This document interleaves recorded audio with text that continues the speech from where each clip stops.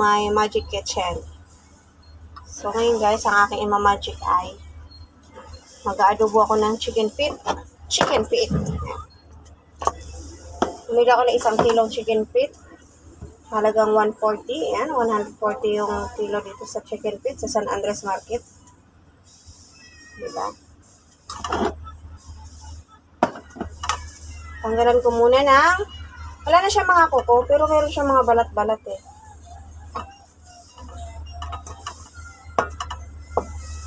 Ang gagawin ko nito guys, ay palalambutin ko muna siya.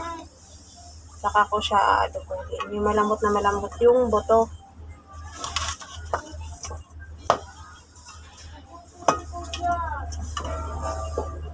Ayan guys. Ang pinakamasarap na chicken feet ni Mama Vlog. Guys, magsasaing muna ang Mama Vlog. Dalawa naman yung burner kasi ganun kabilis magkapagluto yung aking kalan. Ngayon pa lang. Nagsasalang na ako ng sinaing sa kabila.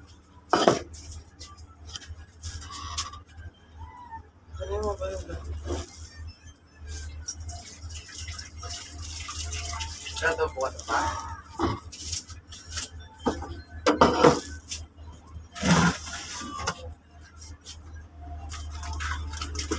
Ito kape.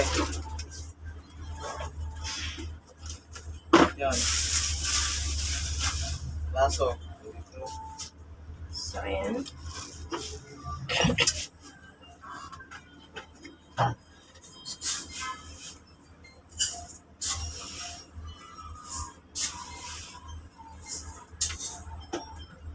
Ang buhay ni Mama Vlog. So, ito na nga. Maglulungag na si Mama Vlog. Lungag-lungag.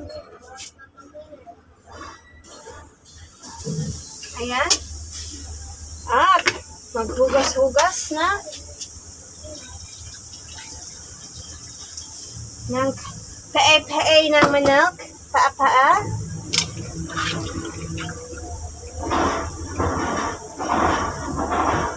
Ilalaga ko muna siya para masarap ang kain pag sobrang lambot ng buto.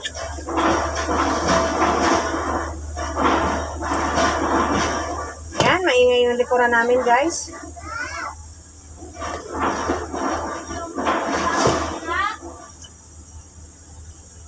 Maingay yung sa likuran namin.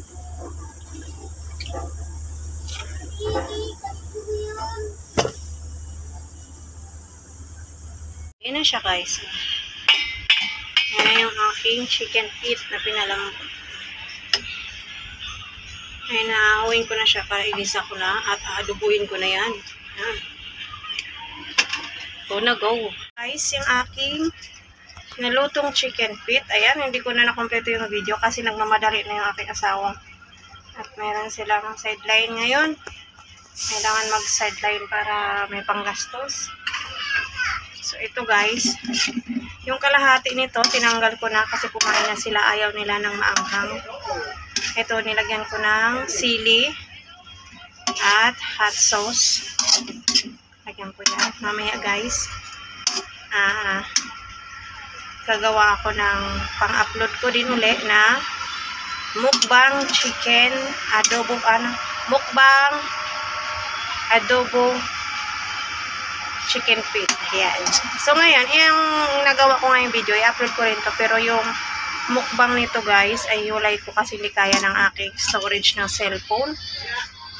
Napupuno siya, hindi ko maisip pagkatapos mag-edit. So, ay na guys, maraming salamat. Setting sun approaches for its turn.